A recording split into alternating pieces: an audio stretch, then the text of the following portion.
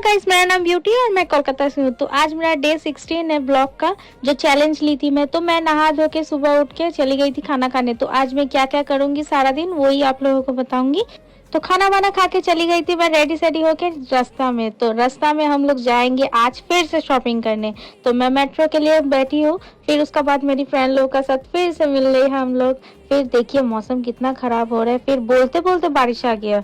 बारिश में ही हम लोग शॉपिंग करेंगे, कोई बात नहीं। तो फिर से हम लोग चले गए थे एक टॉप खरीदने। तो ये भैया का पास बहुत सुंदर सुंदर टॉप था। तो ये सिंपल मॉल का एकदम सामने ही है दुकान इनका। देखिए सब 200-250 करके 300 में सब टॉप मिलेगा। उसके बाद ही हम लोग चले गए थे सूटकेस लेने। ये वाला सूटकेस मुझे पसंद आया था। तो उसके बाद हम लोग चाय पकौड़ा थोड़ा खाने चले गए थे, भूख तो लगता है थोड़ा सा। फिर खाने के बाद हम लोग निकल गए घर की तरफ। ओके गाइस, फिर से मिलेंगे नेक्स्ट कोई ब्लॉग में। टाटा।